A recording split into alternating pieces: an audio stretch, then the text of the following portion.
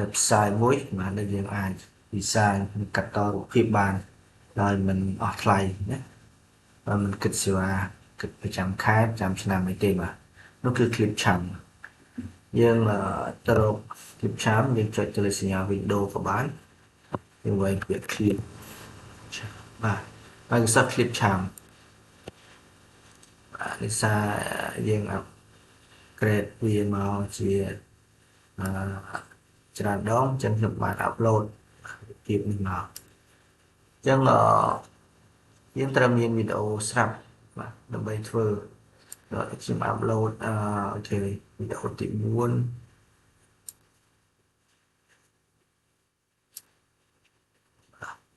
ពេលដែលយើង upload វីដេអូចូលមកគឺយើងដាក់ click លើសញ្ញាបូកខ្ញុំវីដេអូនឹងរត់មកបាទយើងដាក់ caption បាទសំខាន់ caption យើងដាក់ caption វាមកបាទ caption មកនេះស្រួលមែនទែនបាទយើងអត់បាច់អស់ទេនេះវីដេអូនេះគឺវាដាក់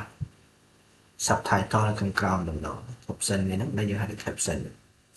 យើងអាច edit text បាទបន្ថែម text ទៅលើហ្នឹងក៏បានថាខ្ញុំដាក់ text នេះថា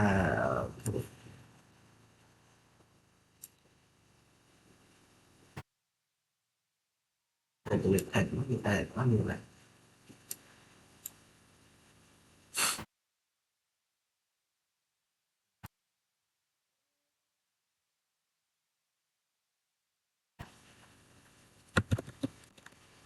ដូរ font នៃធម្មតា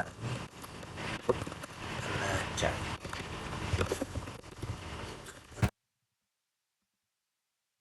មកនេះគឺរកវេចឹងបាទហ្នឹងគឺ text យើងអាច text អាច edit ដូរពណ៌ឬអីចឹងមកបាទ bold ដោះ bold ក៏បាន normal នេះយើងអាច move បាទរំកិល text ហ្នឹងទៅណាក៏បានដែរអីទេបញ្ហាទេ look មកយើង select លើ text ហ្នឹងមកអាច look វាលេចចេញមកធម្មតានៅមាន template ជាច្រើនទៀតយើងអាចជ្រើសរើសនៅគំរូ text គំរូអក្សរនៅខាងឆ្វេងដៃ transition គឺពីវីដេអូមួយទៅវីដេអូមួយយើងចង់ឲ្យវារត់យ៉ាងម៉េច transition នេះ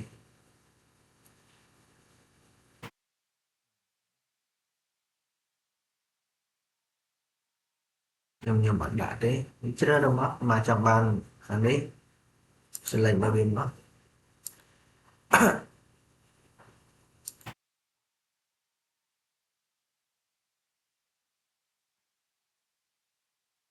select អូចូលមកណានេះវាជាប់ណានេះហ្នឹងគឺសម្រាប់ភ្ជាប់ពីវីដេអូមួយទៅវីដេអូមួយបាទ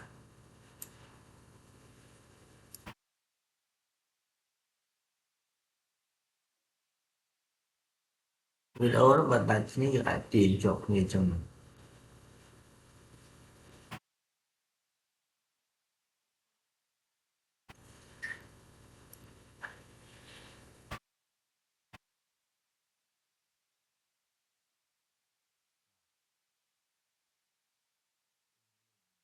ខ្ញុំត្រឡប់មកដើមវិញគឺយក media របស់យើង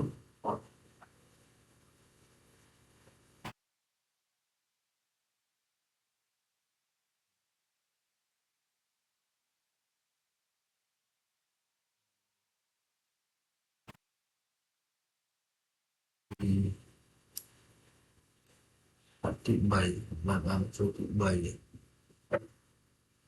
ចូលលុបទី3នេះក៏លុបសិនក៏បានចូលទី3ណាទី4បាទពេលដែលយើង save រូប save វីដេអូគឺយើងដាក់បាទតាមលេខរៀងវាឲ្យស្រេចមកនៅពេលដែលយើងធ្វើវីដេអូគឺយើងដាក់វាទៅតាមលេខរៀងអញ្ចឹងចេះខ្ញុំឧទាហរណ៍បន្តទៀតmìnhចូលលេខ5បាទ4 5នេះមកបាទ add ចូល caption វាទៅអូតូពេលហ្នឹង វាកំពុងធ្វើការណាពេលដែលនេះដើរចាប់គឺវាមាន load ចឹង transcript វាចឹង4ទី5ទី6តែបញ្ចូលបន្ថែមទៀតមកបាទសំខាន់នេះទី1ដាក់វាតាមនេះចាំខ្ញុំនឹងដាក់ link វីដេអូមើលគឺគំរូនេះវាអត់តដើរទេតដើរ description តលតែវារួចរាល់អស់មកវាដើររត់នេះចឹងដើរ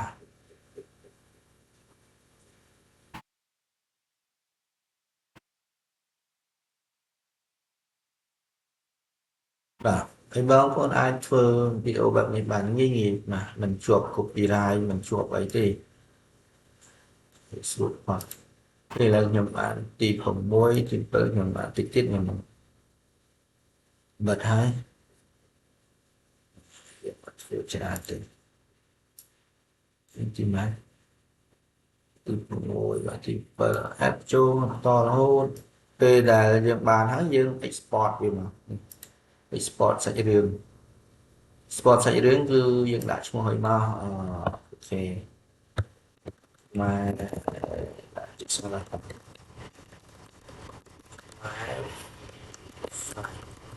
ីហើយអ៊ីន306បាទ save export មក export ឲ្យមើលពេលដែលកំពុង export គឺវាចេញអញ្ចឹង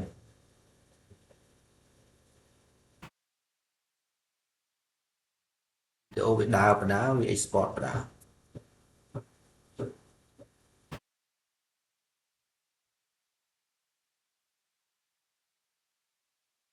សំចាំតិចលឿនទេបាទប៉ុន្តែវាមានកម្រិតរបស់វាសិតបើតែវា free មែនយើងបាន cloud storage ហ្នឹងត្រឹមតែ 5G ទេតែបើយើងធ្វើហើយយើងលុបចោលទៅវីដេអូធ្វើឲ្យលុបកុំឲ្យវាពេញយើងអាចធ្វើបន្តបានរហូតបើសិនជាវាពេញបងប្អូនមិនអាចធ្វើបានទៀតទេ save បាទនៅពេលដែល upload វាចាប់សពគ្រប់ហើយចុចទៅលើ save computer save ដាក់បណ្ណាក៏បានខ្ញុំឡើងខ្ញុំដាក់ថាខ្ញុំដាក់ឡើងនេះចុះបានច្បាស់ជើងវាចឹងតែម្ដងទៅ save បាទ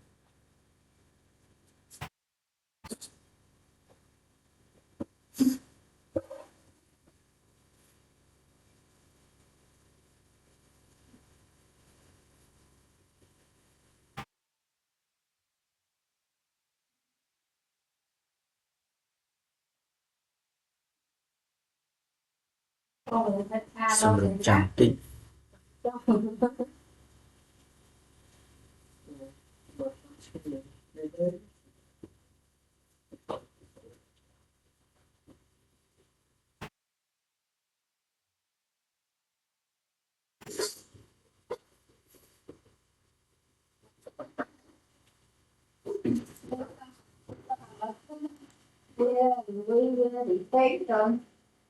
អញ្ចឹងបាទ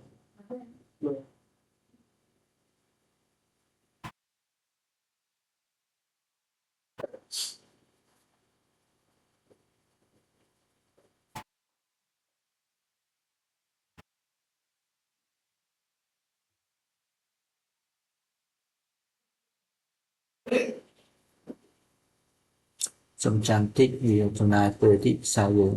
ធំដែរហើយកម្មវិធីនេះគឺ online ទេទៅប្រើនៅណាបាទយើង register ជាមួយនឹង account Gmail របស់យើង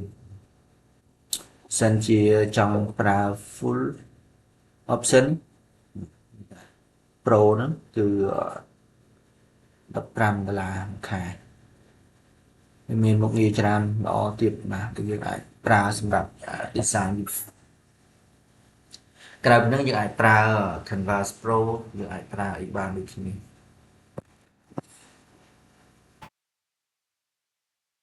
តែកម្មវិធីនេះមួយល្អយើងប្រើអត់គិតថ្លៃមុំយើងអាចប្រើបានវីដេអូទូតាយើងកាត់តដាក់នៅក្នុង TikTok បាទ Facebook YouTube ឲ្យបានក៏ play